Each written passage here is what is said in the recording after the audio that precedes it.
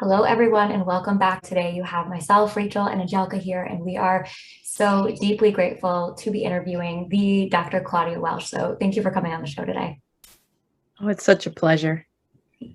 And we're just going to go ahead and dive right into getting a little bit of your backstory. And we know you started studying with your guru at an early age 8, and we're wondering how did your guru find you or the teacher appear for you?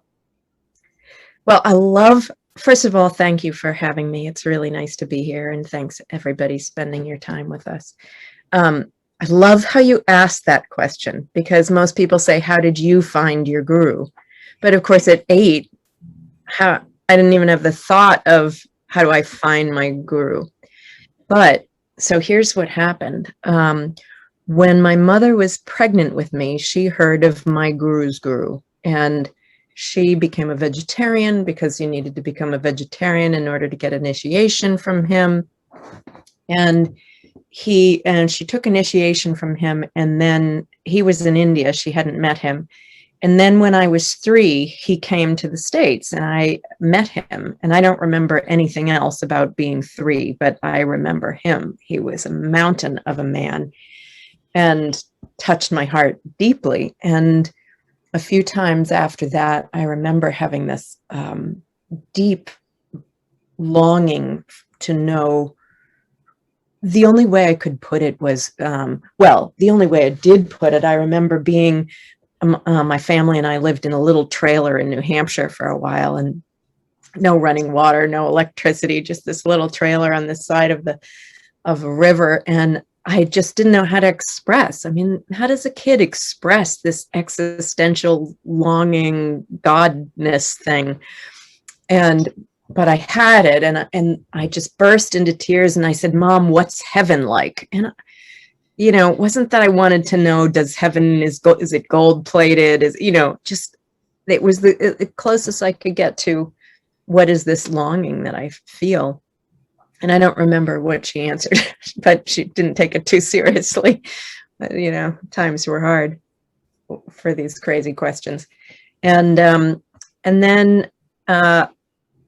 he passed away. My guru's guru passed away, and my guru then came to New Hampshire around the corner from where I was living in 1977. And I think I'd heard that he was coming, but what I did know is that a friend of mine was going to see him in India. And so in a little 8-year-old scrawl, I wrote a letter, and I don't remember what I wrote to him, but he wrote back as if I was not an 8-year-old. And clearly I was, he had to have looked at the letter and seen the 8-year-old scrawl. But he wrote things in that letter that made my life, including, he said, towards the end of the letter, he said, "Keep good company. Good company makes a man great." And so how did I find him? You could say, well, I found him because my mother was an initiate of his guru, but I wasn't particularly close to my mother, and I certainly didn't want to emulate what she was doing. It felt like, even though I was so little and in the control of my parents from a certain perspective, from the beginning, it was my relationship with him. And I felt like you're absolutely right. He had found me. I don't know how he found me, but in India, when they look at a family's horoscope, often what comes into the parent's life at the time that the child is born or conceived is considered to be because of that child's karma. So, it would be, that's almost more what it felt like, because it came in right when I was pregnant, when she was pregnant with me. But of course, we could say it was also her karma to find her guru, because that's what happened. But it was a confluence of those kind of things. So, yeah, that's the beginning of the story. That's incredible. And it's also funny that you said you had a friend who was going to visit as well, and you two were 8, so you were already keeping interesting company, which I love. The friend wasn't 8. The friend was a grown-up, but I just knew, and I'm not even sure who the person was. I just knew that a small group of people from the ashram nearby were going to see him, and that I could give a letter that they could give to my guru. That's so beautiful. And I'm interested, I feel like when you grow up with something and it's almost second nature to you, like this, and some of this ancient wisdom, you go through this phase maybe, or at least I experienced this as a teenager, where you want to rebel and maybe be more normal or fit in. Did you ever have that experience where you wanted to push this away? And if so, how did you find your way back to it? Yeah. Just again, just such a great human question. And these human questions are so important because, like if we talk about health or hormones or things, that we think are important, those are the things that are just reflecting these human conditions and experiences. And so these human condition experiences questions, I really love them. My experience was, I was surrounded. I mean, I had a very difficult childhood in a lot of ways, but I was also surrounded by unbelievable human beings. My guru, Russell Perkins, a man who had spent enormous amounts of time with my guru and his guru, and was a mentor, especially later in my life. Nina, this woman who lived her life in meditation and satsang, basically from when I knew her until she passed away. Just these incredible spiritual beings. I just took it for granted. So it was just my normal experience. And I could see that it wasn't other people's normal experiences. And I was taught at home until I went to high school. And when I went to high school, I all of a sudden had this freedom because I was no longer taught at home. I no longer had to be one of the primary caretakers for my little brother. I had this freedom that I'd never had before. And my mother and stepfather were getting divorced. My mother and father had gotten divorced a long time ago. It was chaos, but I didn't see that as chaos. I didn't have anything to kids. As kids, we don't have things to compare it to. That's just this one life that we're living. So even though we are comparing, my weird tofu sandwich with, white bread, peanut butter and jelly that looks heavenly, from my neighbor's lunch, we're comparing on that level. We're not comparing on like, oh, my life is so different than others. So I didn't think of it as rebelling against what I had. I always loved my guru. I did, I had promised that I wouldn't smoke and drink and do mind-altering things and some other stuff when I got initiated. That went out the window for a couple of years.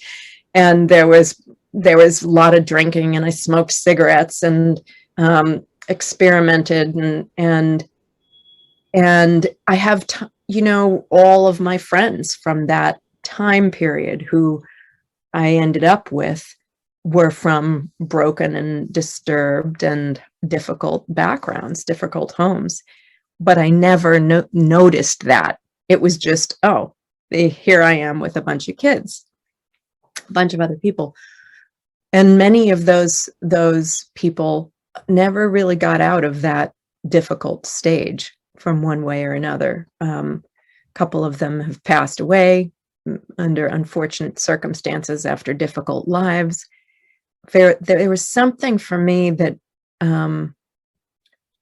it wasn't that I was excited about drugs and alcohol. I was excited about experimenting and experiencing life.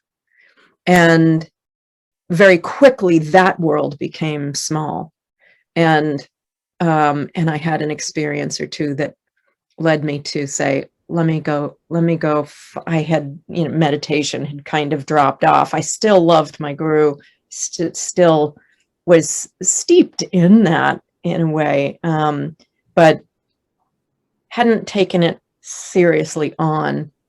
And then, by the time I was legally allowed to drink in Vermont, I had quit drinking and decided to save up for a year and go to India and be with my guru. And when I went to be with him that time, I got there and I thought it was going to be light and bliss at the feet of the guru. It was so difficult. You know, my mind had been so undisciplined, and to sit down and try to meditate for 8 hours a day or 10-hour a day program or whatever.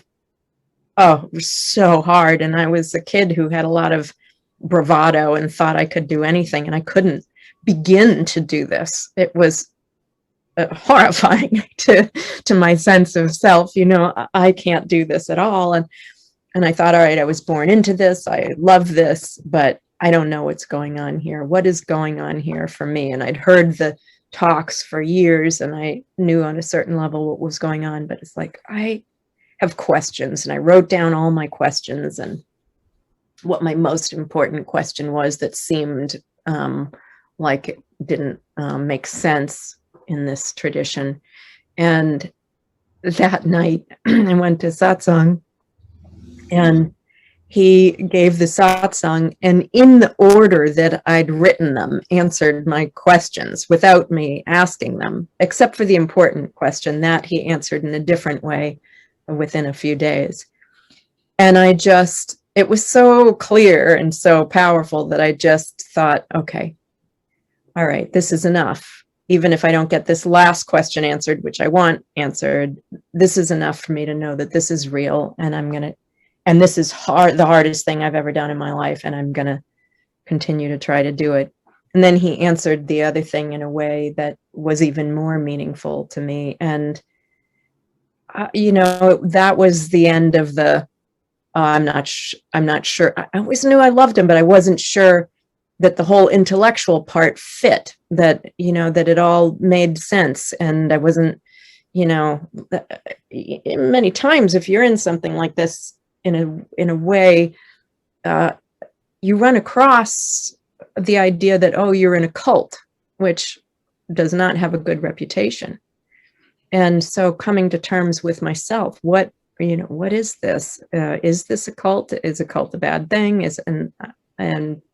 What is this for me? And what is this in the context of Indian tradition? And that second question I am still working on, because I'm 52 now, so it's many years have passed. So I'm still working on that. And that question is one that is an endless question with an endless beautiful ability to meander through, because the Indian tradition is not one. It's a sea of traditions that borrow and lend ideas and truths to one another and view those in different ways. That story is really special, because I think going through that resistance and even having that doubt makes it even more empowering later, when you're able to kind of look at that low and see it from that high then, and, you know, be grateful for that entire journey and make it even more impactful. So I appreciate you sharing that. Thanks. Yeah, I think there's been a place for it. Even the couple of years of smoking heavily and so forth, there's, you know, I know how difficult it is to quit smoking cigarettes. I have a place to put how wonderful it feels to have those crutches in a way, and I have a father who I just admired so much, who was an alcoholic and smoked, and those things killed him, and I watched that happen. And, you know, all these life experiences, I think, allow us to not have so much obstructions in the way of seeing each other, deeply perceiving each other without judgment, because the judgment is the obstruction. Yeah. An obstruction. Yeah. And connecting. So seeing each other and then connecting at that level through that shared experience. Yeah. And I love how you also mentioned my mind wasn't disciplined yet enough for me to really be able to sit and to be with maybe all the fleeting thoughts that are coming, like the virtues of the mind. And I find this portion of understanding how the mind works so interesting. And personally, from my own journey of healing my hormones, I guess that wasn't necessarily my main intention. I mean, I was trying to get my period back. I had amenorrhea for a couple years. But in my journey of Ayurvedic studies, I very much was in the physical sense and I think a lot of practitioners get this way. They get into the physical body, and it's the diet, it's your environment, because you create the optimal environment for your body to heal. And you mentioned this in your book as well, the 3 pillars of health: diet, lifestyle, and stress management. And I think it's really interesting to also note that how the mind works, because for me in my personal journey, I had those things in place, but until I really started to shift the quality of my thoughts and really understand, what is that voice inside my head? What is she saying? What is the texture of those thoughts and the tone? That is when the healing, I feel like, opened up a whole nother world. So I'd love to hear your perspective on shifting the intellect and how that plays a role in healing your hormones, and just healing in general. Yeah. Yeah, it's a beautiful question. Well, first of all, let's look at the word intellect. It's beautiful that you chose that word. If you're looking at Sankhya philosophy, right, you have the intellect is in the hierarchy of trickle down manifestation from subtle to gross. We have these very subtle dualistic forces that come together and produce the most subtle kind of mind stuff, shared mind stuff, the mahat. And then that becomes a bit more individualized, and it's the buddhi, the intellect. And then that informs the ahankar, the sense of self, from a very refined perspective. And that sense of self is kind of this junction. Everything above sense of self is refining the sense of self to a super refined universal perspective. Everything below the sense of self is drawing the sense of self out through the sensory organs and attaching them to the objects of senses, and being very informed by sattva, rajas, and tamas. This sattva being a quiet, clear state of mind, rajas being an active, engaged in an active way sort of state of mind, and tamas being a heavy, kind of stuck, can be stabilizing, but also can be kind of heavy and stuck. And those 3 main forces infusing our environment and relationships and experiences, those all feed us from below, that sense of self from below. So it's beautiful that you said, refining the intellect. How is that going to affect us? Because when we are reaching to that refined intellect, we are reaching away from an outward momentum of prana, of attention, of awareness, of focus moving outside. As soon as we're starting to consider the intellect, considering the buddhi, we're saying, not what's out there, not analyze what's out there. Come in here, come inside. Go beyond what we're attracted to with the sensory organs and attached and engaged with the objects of the senses. Kind of really make the effort to turn that attention around and inward past the sense of self to this sense of intellect, buddhi, that really is beyond the sense of self. So I'm not saying, what do I feel about this? I'm saying, what is that knowledge? What is that intellect behind my likes and dislikes and fears and attractions? What is that saying? And that's that as close, I think, as many of us can come to an innermost essence of ourselves. We're kind of turning our focus out from inward to our innermost essence, to the level that we can access it. And that's an important piece here, because in in terms of how that has to, how that interacts with hormones and health, you know, the book that I wrote, right, that I think you might have mentioned, Balance Your Hormones, Balance Your Life. The editor, after I wrote that book, I loved the editor. She was great. I wrote the inside of the book and she wrote the title page, the cover page. She said, okay, I got the title for your book, because I never knew what the title was going to be. She said, Balance Your Hormones, Balance Your Life. And I said, that's great, but it's backwards, because that makes it sound like if you balance your hormones, your life will then balance. And the book is entirely saying the opposite, that forget about your hormones. If you balance your life, your hormones will follow suit, because hormones don't shift in a vacuum. They shift in relationship and in response to our environment, our thoughts. Thoughts create biology, our relationships, our foods, our emotions, all of these things. So if we balance our life, the hormones will balance behind that. So much better if we are able to be in communion with buddhi, with that intellect. And it's not a heady thing. The intellect often we think of as, oh, she's so intellectual. That's not really what is meant by intellect in Sankhya philosophy. It's the subtle, informing, like cosmic universal knowledge that we get to touch and feel that we have a piece of, and touch that piece. So like if Mahat, the universal consciousness, is an ocean and we stick our feet in that ocean, our experience of the ocean, that's buddhi, you know, that's where we tune into that knowingness, that incredible intelligence that knows how to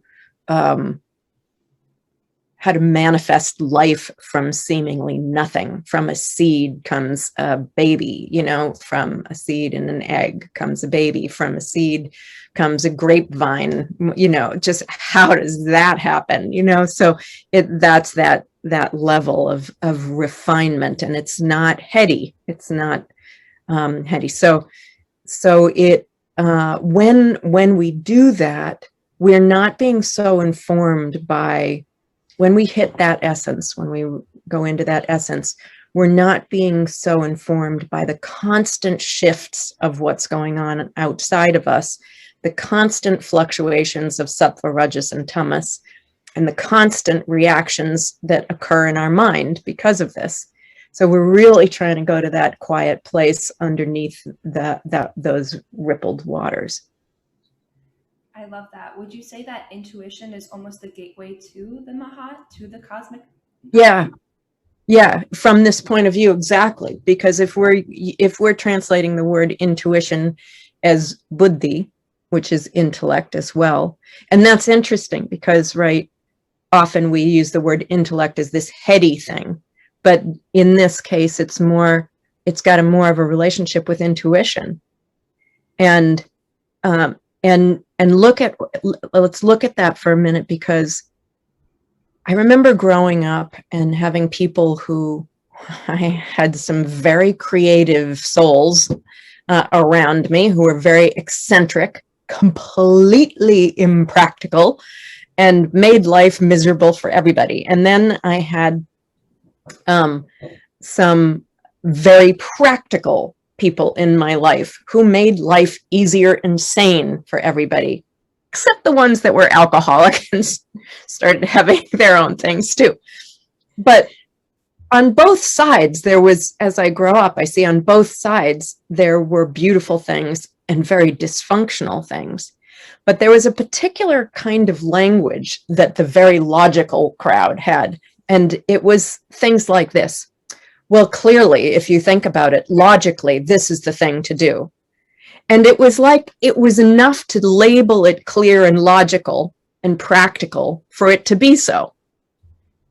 And yet, over the course of my life and maybe yours, I have certainly seen things that are logically laid out that absolutely do not come to pass or do not work out well. somebody sets out their life so that they have security and that they control it all, and it's all practical and logical, all the choices, and it freaking falls apart. It's like a sense of humor of nature, right? And I've also seen the other side where somebody, I can't do anything to save my life. I don't know, I can't make a fiscally responsible decision, and they end up fine, and I've seen in my own life, I can use logic or I can use emotion, and both of them have severe and huge limitations. Because reality doesn't conform to either logic or emotion. And so both of them have their own trouble. So if we look at the word, if we translate the word buddhi as intellect, we have to remember it's not the same as this, it's the logical, practical, clear thing to do, to think that, and that's what buddhi is. It isn't. But it's not, it's intuition, and if you think it's so, it is, it's so, it's like, it's interesting how even translating the word buddhi, because it's not completely beyond duality, it's not completely beyond Purusha and Prakriti, if you look at it in the Sankhya theme of things, it still has an element of duality. And so when we go to translate that word, it is going to have patriarchal or matriarchal kind of tones that are equally fallible and vulnerable to reality, because the language of duality, which is what our language isn't up to the task of conveying transformation and elegance and oneness, and the point in our journey where we are experiencing less duality, that's the point where it becomes more and more challenging to describe with the language of duality, which is what we have. So long-winded chat about that. That was so lovely. I find it interesting, this intuitive piece, because we see a lot of women, and I think we read as well, you have seen within your practice majority of women, and we deal with a lot of women who are healing their reproductive system in various ways, or healing their hormones. And I find it so interesting that for me and my experience and my clients so far, intuition is really that key root cause behind all of it. Is when were we denying ourselves that we can trust ourselves, that we do know our bodies know how to heal? And I think it's interesting that even if you go deep into your studies with something that's so open, like Ayurveda, at least, again, this has been my experience, sometimes I can get so hooked on the logistical part of it, of diet and herbs and all that stuff. And then beyond it, I was missing my piece to it. How can I trust my intuition? How do I dance with this knowledge? Because that's how it's meant to be portrayed anyways. I was just taking it in a more maybe like masculine and structured sense. And yeah, I don't know if that resonates with you and how your practice is, that intuition is really that root cause behind all of it. Oh yeah. And I just want to go back and say sort of again that we can take this word intellect and translate it as intuition or intellect. And when we translate it as intellect, it's got very patriarchal overtones. You are not intellectually satisfying the rigor necessary to have tested your life plan and are going with it, just very patriarchal kind of thing. But if we translate intellect as intuition, we can also, that can be more, we can take that as an emotional thing. Trust your emotions. That's not what we're talking about, because the emotions are like the moon. It's full 1 minute of 1 month. It's empty 1 minute of 1 month. The rest of the time it's waning and waxing and in between and half full and 3/4 full, and it's like everywhere, right? So that emotions are like that as well, and that's not a stable place to put our trust. So we've got to be careful when we swing the other way from a patriarchal viewpoint to not go into a matriarchal viewpoint if the matriarchal viewpoint is trust your emotions. That's every bit as problematic.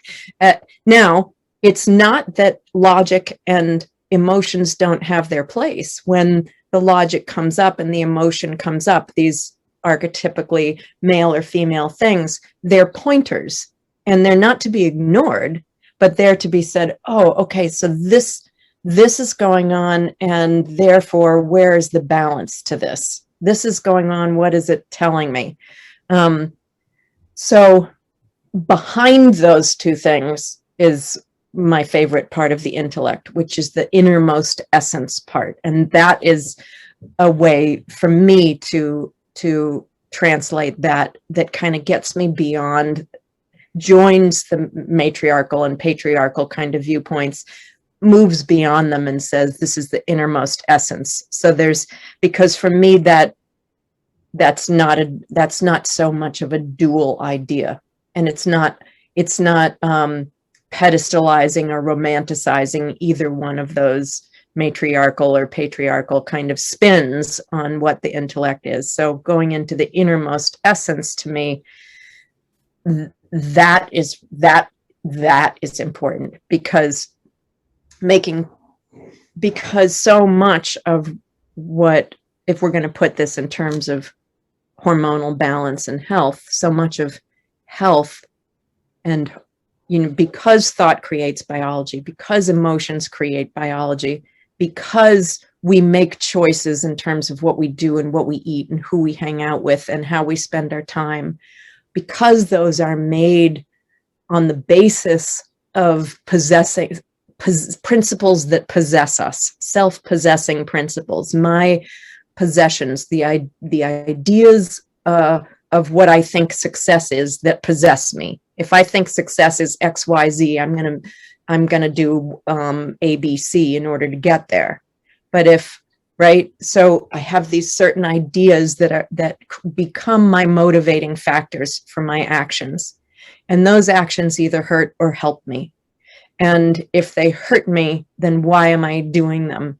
Then I have to examine my life. I think it was Thoreau who said the unexamined life isn't worth living. So I examine, what are these thought creatures that are possessing me to do these things that are making me unhappy and sick and unwell, and probably making others unhappy around me.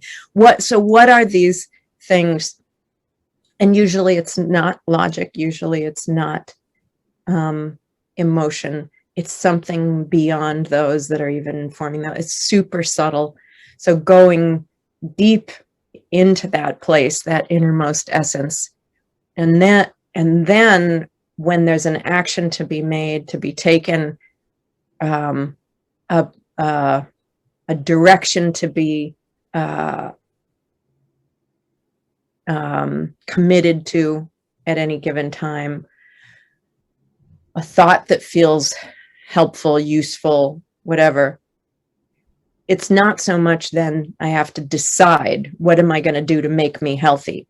Should I eat kale or not eat kale? Should I eat ice cream or not eat ice cream? Should I get up in the morning or should I sleep? Should I try to meditate or should I have a cup of coffee and look out the window? Like, should I get divorced or not get divorced? Should I go to school or not go to school? Should I live in the woods? Should I live in the city? Whether they're big or small questions, kind of going past what we think of as intellectual, going past what we think of as intuition, going past what we think of as emotions, and going to that innermost essence and holding on to the feet of that innermost essence and saying, what help? And then there's only three possibilities there. Yes, no, or nothing. Those are the three answers that this oracle tells us, right? If it's yes or no, the only question then is, do I have the courage to do that thing or not do that thing according to that innermost essence?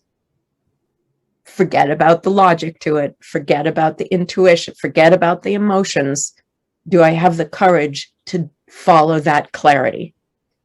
What if it says no? That's the third. I mean, what if it says nothing? It's the third thing. I request it, help me. And it's echo. There's an echo in the well. There's nothing coming back but my request for help. And that's it. And then it's a moment of abandonment. God has abandoned me. I'm alone. Help me more. And there's an echo and nothing comes back. And the emptiness is horrifying and yet compelling, and something I can trust, because the echo was there, because something was there that has told me something before. And so sinking into trust and saying, okay, it's not the time for me to know. And my guru used to say, when in doubt, do nothing. So in this third space of possibility, do nothing and wait until there is a clear yes or no, and then just cooperate with that. Then I'm not going through my life making choices about my health. I make this choice for my health. I make that choice for my health. That becomes not even the question. The question is, how much of a relationship do I have with my innermost essence? And can I hear it right now? And what is it saying? And do I have the courage to do nothing when nothing is being called for? Wow. I love that so much, because as you were talking about the intellect and reaching that state of your true essence, you kept pointing to your heart and feeling into your heart. And that's it, right? Because the heart and the mind are so connected. We hear this often in Ayurvedic philosophy. They're just one and the same. And I think that's important for people to understand, that it's not the logical mind and thinking in the head that's going to get you the answer. It's just simple. Feel into your heart. Yes, no, or stillness, and waiting for the answer. When we look at, in Ayurveda, and we look at the channel system of the mind, the Manovahasrotas, what is the mula? What is the root? It's the heart. The root of the heart is of the mind. The root of the mind is the heart. So it says the pathway runs through the whole body, but the root is the heart. Wow. You even mentioned in The Secrets of the Mind and 10 Channels in this excerpt I read, and you talked about you were doing a whole research on the mind. And I thought it was so interesting, because you talked about those 10 channels or nadis that relate to the mind. They're located at every opening of the body. I love to hear more about these openings, and what is the connection between the body and the mind in those openings. Oh, it's so fascinating. It's just so fascinating, Angelica. And I do have that little, admittedly dry, still somewhat academic ebook on this, The Secret Channels of the Mind, on the website. So it has to be for nerds who are particularly interested in this. So I see a little inner nerd coming out, and I appreciate that. I have that myself.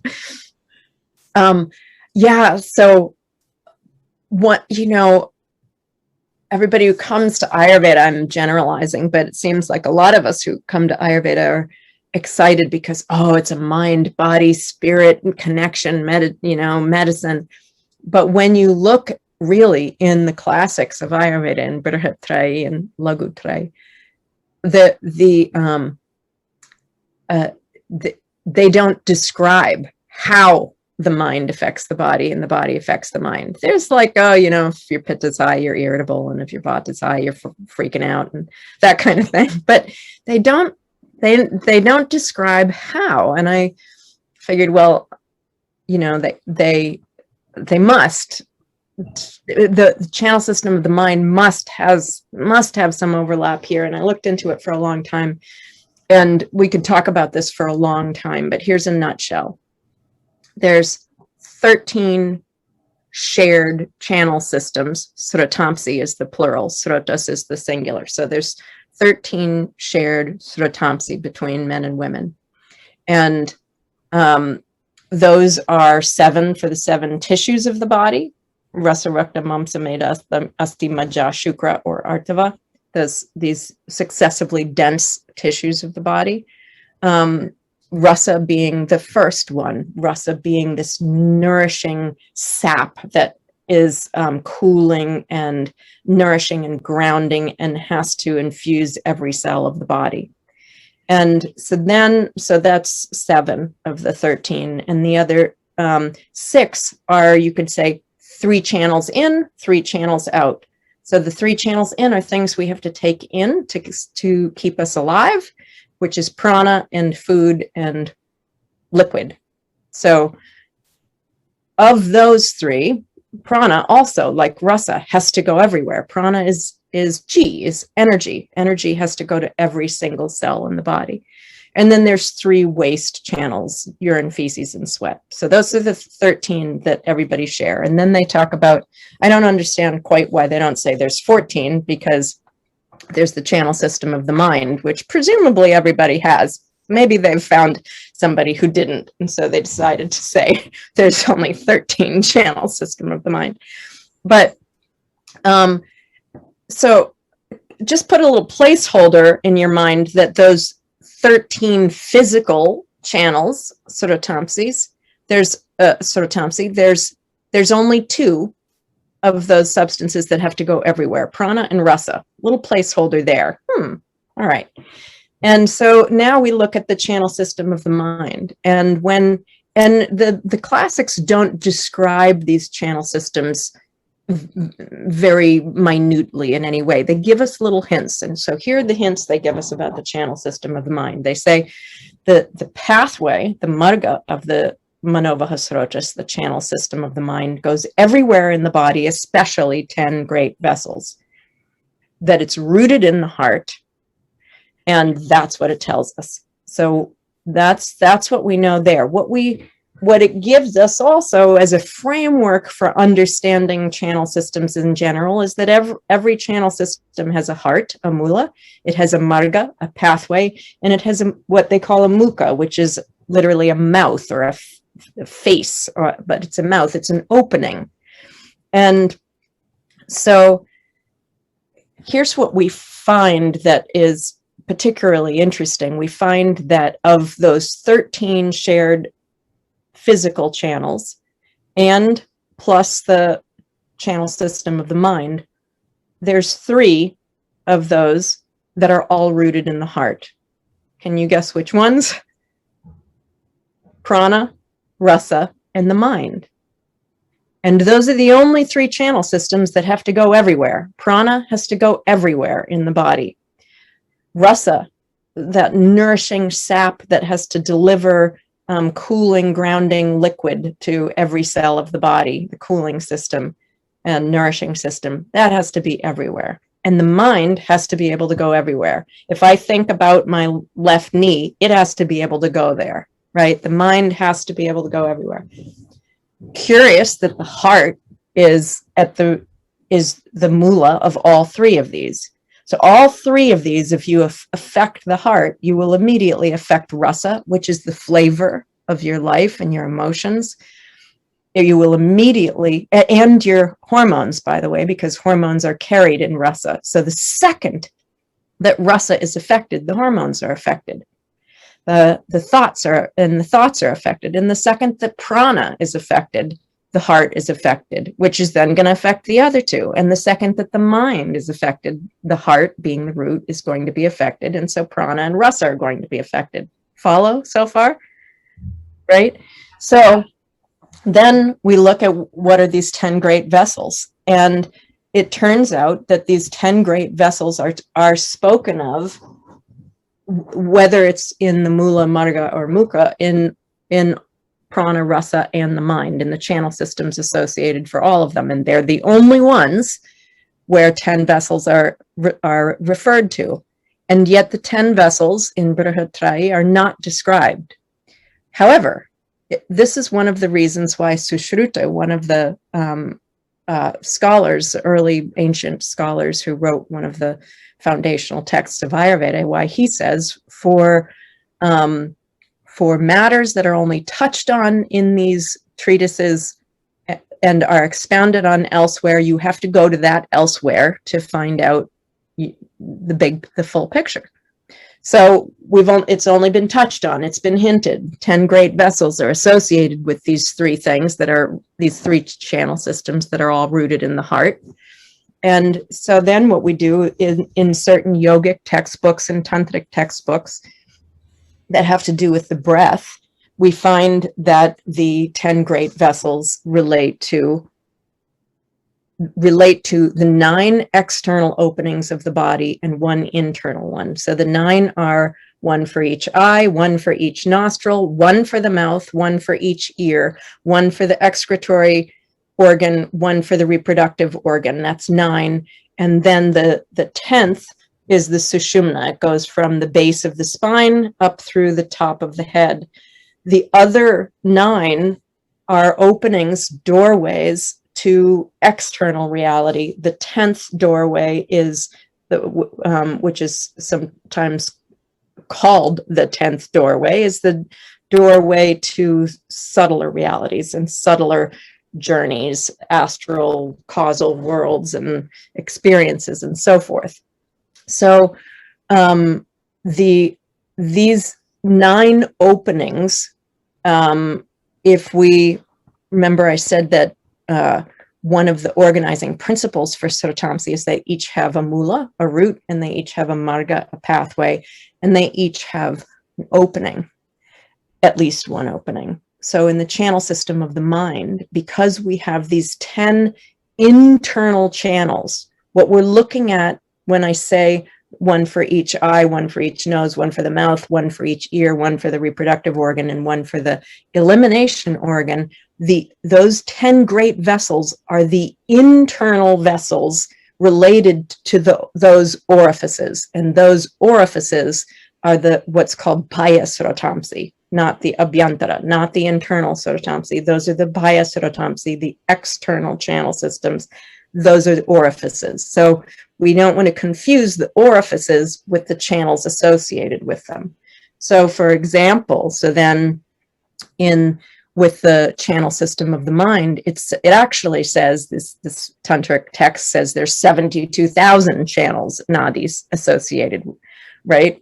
But of those, 24 are most important. Of those 24, 10 are most important, the 10 I just mentioned. Of those 10, 3 are most important.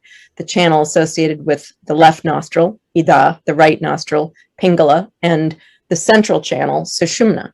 And of those, Sushumna is most important. However, for most of us, Sushumna is off the table because we don't know what to do with that. And it's probably better, according to my teachers, not to mess with it if you don't know what to do with it. So that means for most of us, out of the 72,000 channels that there are, 2 are most important, Ida and Pingala.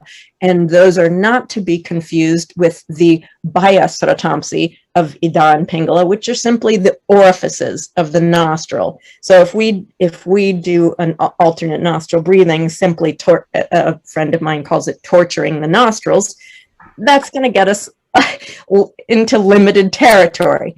But what is more important is activating the internal channel associated with the left and right nostrils. And if that's the case, the powerful implication here of the statement that these are the most important channels of the 10 channels is that if you want to affect the channel system of the mind, the most powerful way to do that, available to most of us, is through Ida and Pingala, which is to say that there's a tremendous place for breath work to be powerfully implicated in the governance of the reality of duality in our organisms. So our organisms are in constant flux between nourishment and grounding and cooling and stimulating and motivating and warming. And we are always needing to find a balance between those dualities. And the aspect of duality that works with cooling, nourishing, grounding is associated with Ida, the internal channel associated with the external left nostril, and Pingala is associated with the stimulating, motivating, activating aspects of reality, and that's associated with Pingala, that internal channel that moves along the right side of the spine and connects to the right external nostril. So if we can affect those, that's the most powerful way that we can affect the mind, is through those. Mind is rooted in the heart. That's the most powerful way we can affect the heart. The heart is the root also of rasa and prana, the channels associated with rasa and prana, rasa being our juice of life and prana being the energy of life. All are immediately affected then by how we breathe. And so we start to see why things like gentle alternate nostril breathing can be such a powerful medicine when it comes to hormone balance, which is the balance of duality. Oh my gosh, my mind is going like in so many ahas and insights. And I'm sorry, this is a selfish question maybe for our community. I know we have a lot of Ayurvedic practitioners that follow us.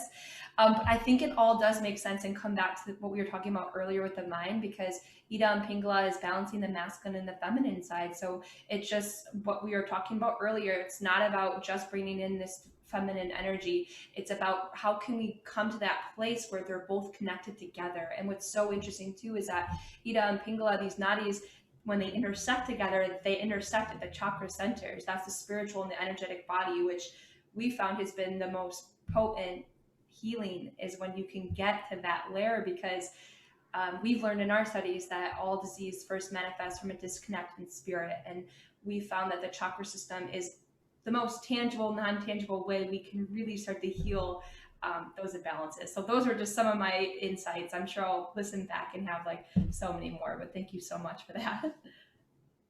It's my pleasure. It's you know, this kind of insight for me has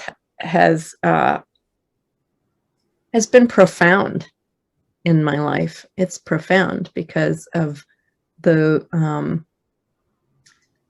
because this reality, we experience it through such duality, and harmonizing that duality has a tremendously equalizing effect on the perspective, and allows us then not to have quite so much rajas and tamas constantly clouding the film of the mind, and then to be able to reach past that to that buddhi, to that intellect, to that innermost essence, is a little bit less of a humongous chore.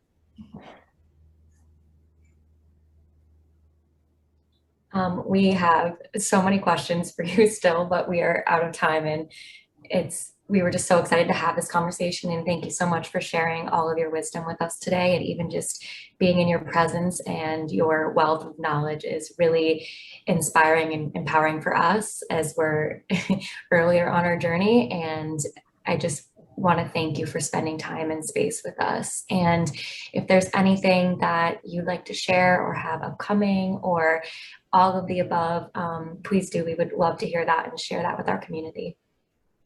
Yeah, but first I'm going to take off my regular glasses because I don't have my reading glasses, and I want to see your faces a little more carefully, because there's just such great spirits.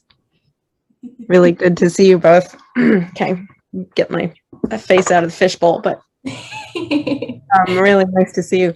I am working on some things that I'll be very, very happy to share when they come together. I've been working with a group of 8 people or so for a little over a year, kind of fitting it in the cracks and doing it in a way that is reaching for the highest ideals that we possibly can, which always feels like jumping off cliffs in a terrific way, and that jumping off cliffs and doing things in the most brave way, shooting for the highest ideals, just lets in the prana. And I think I'll wait a little bit to share that, because I don't think it's in an embryological form anymore. It has started to differentiate, but it still needs some it still needs some time to differentiate a little bit more. But I'll be sharing that in newsletters and something, God willing, over the next year. It is taking a long time to come together, but one of the real things that we've been working on with it is patience, not putting fake deadlines on things in order to create real stress, and to just see how things create on their own, just with cooperation. So We're very excited to hear more about it. And thank you for sharing that. A lesson I'm personally working with this week is to not self-sabotage while things are coming to fruition. So that was another reminder for me that I needed. But yeah, thank you so much again for being here today. And we are honored and so grateful to have had you. Thank you so much, both of you, Angelica and Rachel, and thanks everybody for being with us. Mind if we just take 15 seconds or so of quiet just to together before we go?